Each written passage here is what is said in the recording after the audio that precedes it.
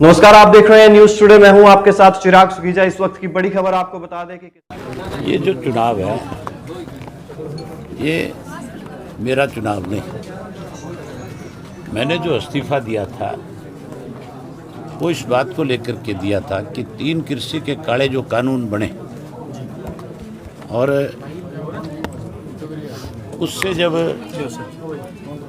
देश में किसानों ने एक आंदोलन शुरू किया और उनकी तरफ से एक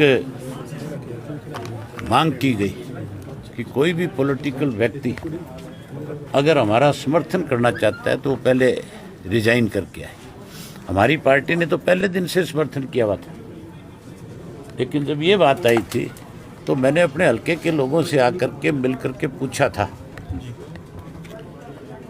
कि आज जो है इस आंदोलन को और ताकत देने की ज़रूरत है और उसको ताकत इस बात से मिल सकती है कि अगर मैं विधानसभा की सदस्यता से इस्तीफा देता हूं तो जहां ये आंदोलन मजबूत होगा, वहीं बहुत सारे ऐसे लोग हैं हरियाणा में जो कहीं ना कहीं किसान के नाम पे राजनीति कर रहे हैं। उनके चेहरे उजागर हो जाएंगे, वो नंगे हो जाएंगे। और मुझे लोगों ने खुल करके कहा था कि आपको तुरंत इस्तीफा दे देना चाहिए और मैंने लोगों की भावनाओं के अनुरूप विधानसभा का चुनाव लड़ा।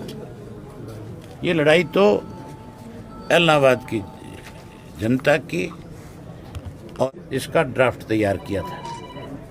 2013 के लोकसभा के अधिवेशन के अंदर कांग्रेस की तरफ से बिल आया और उस बिल में इन्होंने खुल करके ये कहा कि हम इसको कानूनी अमलीजामा पहनाना चाहते हैं, लेकिन क्योंकि कांग्रेस के पास बहुमत नहीं था और भाजपा जो है इसका विरोध कर रही थी, लेकिन भाजपा के विरोध की बात नहीं थी। बात तो थी कि उनके पास अपना बहुमत नहीं था। जो सहयोगी थे उन्होंने स्पष्ट कहा कि अगर ऐसा कोई कानून आप इस देश में बनाओगे तो फिर आपका बिल गिर जाएगा, लोकसभा भंग हो जाएगी, आपकी सरकार चली जाएगी, हम समर्थन नहीं करेंगे। मजबूर होकर के उनको फिर स्टैंडिंग कमेटी के पास भेजना पड़ा, ठंडे बस्ते में डालना पड़ा। आज कांग्रेस ही कहते हैं कि हम जो है किसानों के समर्थक हैं। आज तो रोजाना इस किस्म की स्टेटमेंट देते हैं। अभी आएंगे थोड़ी देर में कांग्रेस के लोग, शैलजा जी भी आएंगी, शायद हुड्डा भी आए, सुरजेवाला भी आए।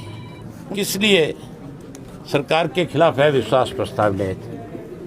किसानों को लेकर के चर्चा करने की बात थी तो अर्जेंट मोशन दे देते, आप कॉलिंग अटेंशन देते, आप 0 आवर में इस इशू को उठाते, आप उसके ऊपर चर्चा करते। बजाय ये सब कुछ करने के ये अपना नो कॉन्फिडेंस मोशन लेकर के आगे और उससे वो 30 के 32 हुए, लेकिन उस सरकार को 6 महीने की ऑक्सीजन मिल गई। और जो लोग डरे हुए थे, कहीं जो चाहते थे कि किसी दबाव में इस्तीफा दे सकते थे, उन लोगों को राहत मिल गई। वो लोग भी कहीं ना कहीं से बच गए। ये भूपेंद्र सिंह हुड्डा जो है पूर्ण रूप से बीजेपी के हाथों की कठपुतली है, उनके हाथों में खेल रहा है। आज बीजेपी जेजेपी का तो कोई नाम लेने वाला नहीं है। आज ऐसी हालत है कि जब गांव में जाएंगे वोट मांगने तब लोग एहसास कराएंगे उनसे इस बात का, खास करके कि आपका जो फैसला है, जो 3 कृषि के काले कानून आपने बनाए हैं, ये हमारे लिए मौत है, हमारी डेथ के वारंट है। हम आपको किसी कीमत पे अपना वोट नहीं देंगे। लेकिन कांग्रेस को भी लोग साथ के साथ सबक सिखाएंगे। दूसरी तरफ कांग्रेस और बीजेपी की हालत तुम्हारे सामने है। आज जो है इनके पास अपने कैंडिडेट नहीं है।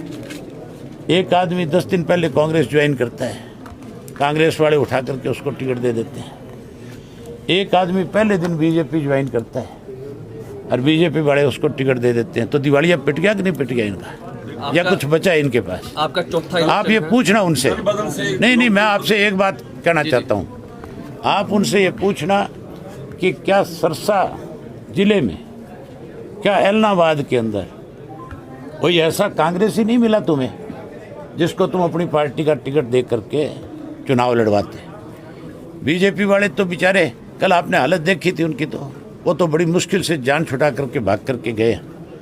इनसे ज़रूर ये बात पूछना कि तुम्हारे पास कैंडिडेट नहीं था, तुम्हें किसी आदमी पे भरोसा नहीं था।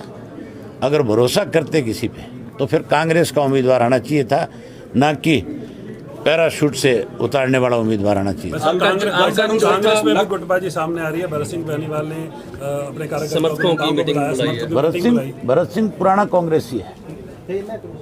भरत सिंह को तब तो मेरे सामने बलि का बकरा बना दिया था जब बाई इलेक्शन था, लेकिन अब कोई, मैंने भरत सिंह के जो सोशल मीडिया पे उसने अपने एक वो बना रखा है, उस पर लिखा है, आपने वो पढ़ा कि नहीं पढ़ा, उसने लिखा है कि संघर्ष हारा पैसा जीता है।